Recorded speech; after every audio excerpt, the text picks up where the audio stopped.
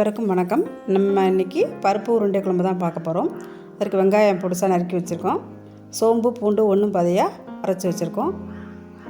4-5 தக்காளி நறுக்கி வச்சுருக்கோம். கருவேப்பிலை எடுத்துருக்கோம். குழம்பு பொடி 3 டேபிள் ஸ்பூன், மிளகாய்த்தூள் 1 டேபிள் ஸ்பூன், தேங்காய் திருகி வச்சுருக்கோம், உப்பு, மஞ்சள் தூள். நம்ம இப்போ 200 கடலைப்பருப்புக்கு 2 ஸ்பூன் துவரம்பருப்பு போட்டு நல்லா ஊற வச்சு கெட்டியாக அரைச்சி வச்சுருக்கோம்.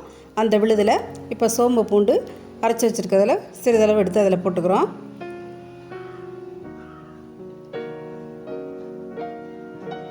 அடுத்து பொடியாக நறுக்கி வச்சுருக்க வெங்காயத்தில் எடுத்து போட்டுக்கிறோம்.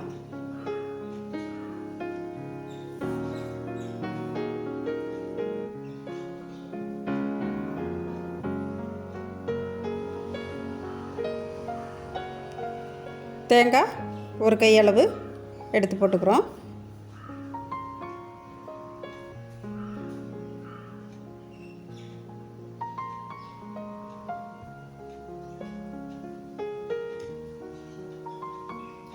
அடுத்து மிளகாய்த்தூள் சிறிதளவு, மஞ்சள் தூள் சிறிதளவு போட்டுக்கிறோம். அடுத்து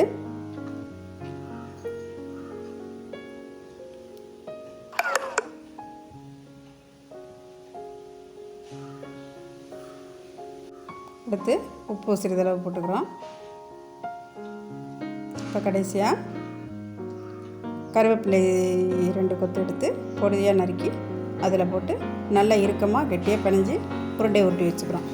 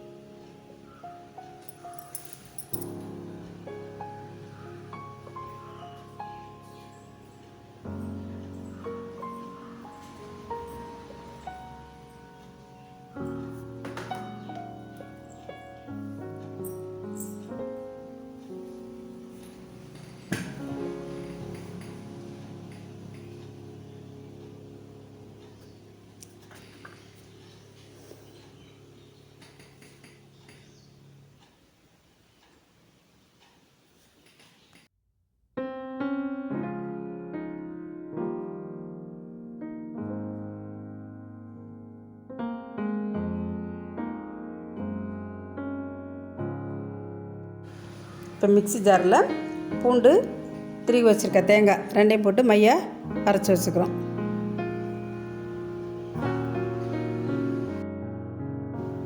அடுத்து கடாயில் எண்ணெய் ஊற்றி 1-2 நுணுக்கி அரைச்சி வச்சுருக்க சோம்பு பூண்டு விழுதை அதில் போடுறோம்.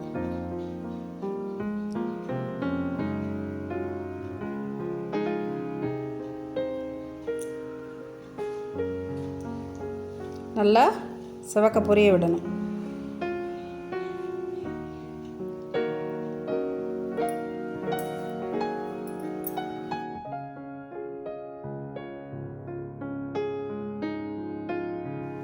செவந்த பிறகு நம்ம அரிஞ்சு வச்சுருக்க வெங்காயத்தை போட்டு அதோட வதக்கணும்.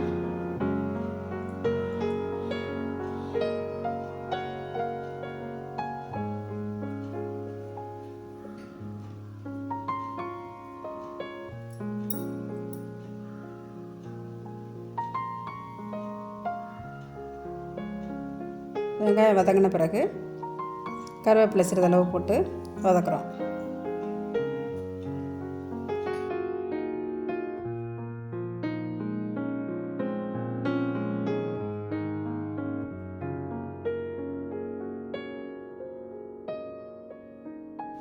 அரைச்சி வச்சுருக்க தக்காளியை போட்டு நல்லா தவளாக வதக்கணும். உப்பு சிறிதளவு போட்டுக்கணும்.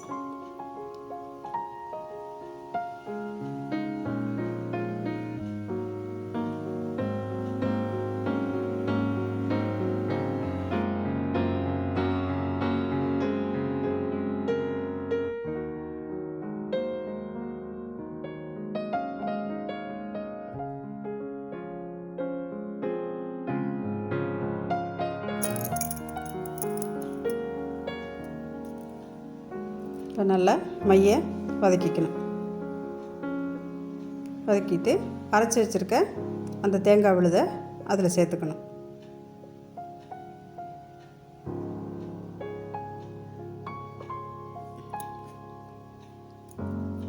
இப்போ குழம்பு பொடி 3 டேபிள் ஸ்பூன் அதில் போடுறோம். 1 டேபிள் ஸ்பூன் மிளகாய் தூள் போட்டுக்கிறோம். மஞ்சள் தூள் சிறிதளவு போட்டுக்கிறோம்.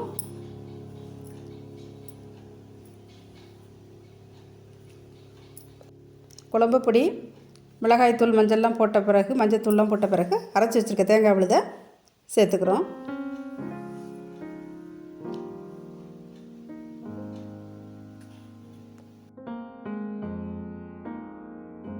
இப்போ தேவையான அளவு தண்ணி விட்டு குழம்ப நல்லா கலக்கி மூடி போட்டு கொதிக்க விடுறோம்.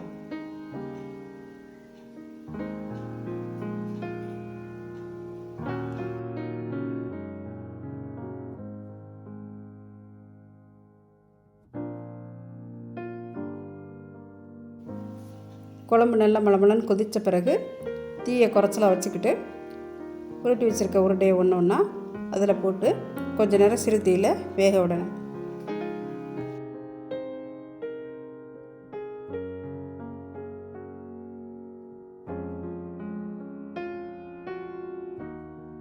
உருண்டை எல்லாம் மேலே எழுப்பி வந்த பிறகு குழம்பை நல்லா சுண்டை வற்ற விடணும். அதுக்கப்புறம் புளி சிறிதளவு கரைச்சி அதில் ஊற்றணும். ஊற்றி நல்லா கொதிக்க விட்டு தாளிப்புக்கு சிறிதளவு எண்ணெய் விட்டு பட்டை கிராம்பு பாசி எல்லாத்தையும் போட்டு வெடிக்க விட்டு தாளிப்பை அதில் ஊற்றி குழம்ப இறக்கிற வேண்டியதுதான். இப்போது பருப்பு உருண்டை குழம்பு ரெடி. இந்த வீடியோ உங்களுக்கு பிடிச்சிருந்துச்சுன்னா லைக் பண்ணுங்கள், ஷேர் பண்ணுங்கள், சப்ஸ்கிரைப் பண்ணுங்கள். தேங்க்யூ.